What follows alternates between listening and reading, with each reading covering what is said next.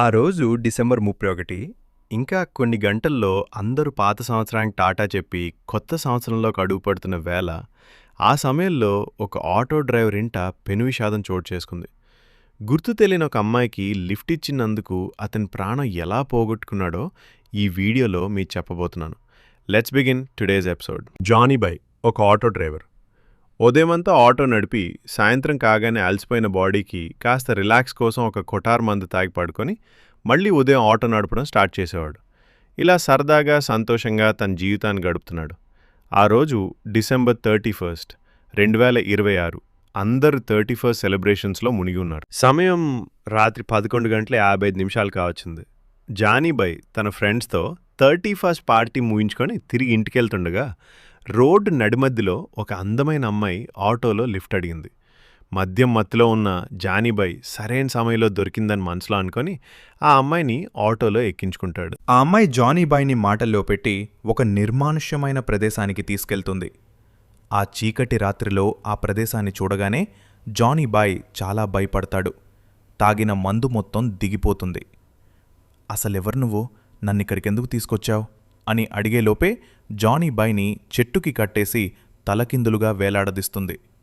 జానీబాయ్, నన్ను వదిలిపెట్టు అని ప్రాధేయపడతాడు. అయినా సరే ఆ అమ్మాయి జానీ మాటలు వినిపించుకోదు. అసలెవరు నువ్వు? నేనేం తప్పు చేశానని నన్ను ఇంతలా చిత్రహింస పెడుతున్నావు అని జానీబాయ్ కోపంతో అరుస్తాడు. అప్పుడు ఆ అమ్మాయి తనకి జానీబాయ్ వల్ల జరిగిన అన్యాయాన్ని ఇలా చెబుతుంది. ఆ రోజు డిసెంబర్ 31, 2025. పవిత్ర రమేష్ దంపతుల కూతురైన స్వీటీ పుట్టినరోజు ఈరోజు కావడంతో స్వీటీకి కొత్త బట్టలు కొన్నాను. స్వీటీకి నచ్చిన బిర్యానీ వండి పెట్టాను. 5 సంవత్సరాల నుండి 6వ సంవత్సరంలోకి అడుగుపెట్టబోతున్న మా కూతురు స్వీటీకి తన ఫ్రెండ్స్ అందరూ ఇంటికొచ్చి విషెస్ చెప్పి వెళ్తున్నారు. ఎగ్జాక్ట్గా రాత్రి 12 గంటలకి ఇంటి బయట కేక్ కట్ చేయాలనేది స్వీటీ కోరిక. తన బర్త్డే రోజు తన కోరిక కాదనలేక ఇంటి బయట రోడ్డు మీద అన్ని అరేంజ్మెంట్లు రెడీ చేశాము.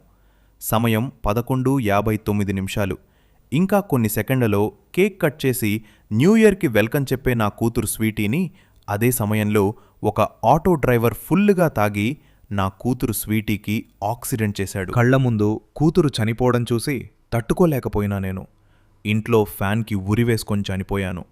ఈ సంఘటనల వల్ల నా భర్త రోడ్ల మీద కనపడ్డ ప్రతి ఆటోని స్వీటీ చావుకు కారణమైన ఆటో ఇదేనేమో అనుకొని ఆ ఆటోల వెనకాల పిచ్చోడిలా తిరుగుతున్నాడు.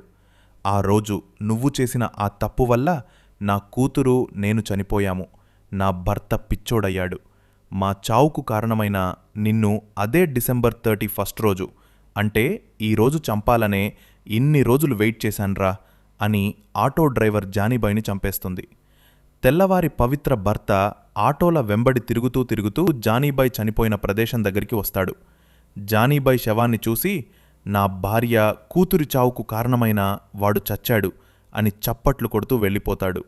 డిసెంబర్ 31 అనే కాదు, ఏ రోజైనా ఇంటి ముందు రోడ్ల మీద పిల్లలాడుకుంటారు. దయచేసి మద్యం తాగి వాహనాలు నడపకండి. స్వీటీ లాంటి పిల్లలు మీ ఇంట్లో కూడా ఉంటారు.